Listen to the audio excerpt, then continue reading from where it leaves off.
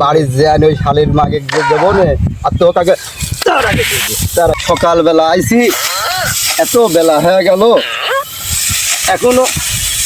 শালার মাগি এই শালার মাগির লেগে একদম জলি করি বললাম শালার মাগেও যেরকম এই ছাওয়ালও সেই রকম এই শালার ছাওয়াল পাল ভাত টাত না নিয়ে আসি নিয়ে আসি বাড়ির যে আনি ওই শালের মাগির তো দেবোই না আর তোরে যে দেবো না হ্যাঁ আবার বসো এই কি ভাত নিয়ে আসার টাইম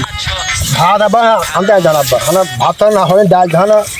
আটায় রয়েছে মা তো পাচ্ছেন না যে কটা সিরিয়ার কি নিয়ে আসি সিরিয়াটা ভাজা না খেয়ে এই তুই জানিস না আমি চিড়ি খাতে পারিনি চিড়ি খাতে পারো না কেন তোমার সমস্যা কি আমার দাঁতে সমস্যা না না এটা মা কইলি কটা খাও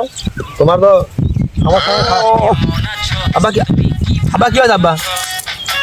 তুই জানিস না কি হয়েছে আমি জানি তো আমার তো মা কিছু কইনি আমি মা কইলি যে তো আবার সকালে গেছে কটা সিরিয়া করে ভাজা করে দিয়ে গিয়া তো আবার চিড়ি দিয়েছে কেটা তোর মা দেছে মা ওই শালের মাগের মাথায় তো কোনো বুদ্ধি জ্ঞান না বাড়ির যে আনি ওই শালের মাগে যে দেবো না আর তো তাকে তার আগে দিতে খানকে চল তুই জানিস না আমি চিড়ি খাতে পারি সিরি আমি জানি না কি আগ মা কইলি যে তোর আব্বা সকালে গেছে একটু কাম কর দোকান বা যেয়া তোর আব্বার নাম কেয়া করে সিরি আকার ভাত আবার দিয়ে গা আর একটা সাথে আব্বা কবি করে খেয়া দিয়ে করি ডাইল আকায় রয়েছে আর মা তোমার দোষ নাই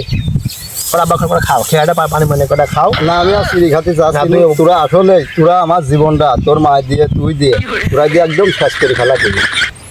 কি শেষ করলাম আমার এই তুই জানিস নি যে আমি চিড়ি খাইনি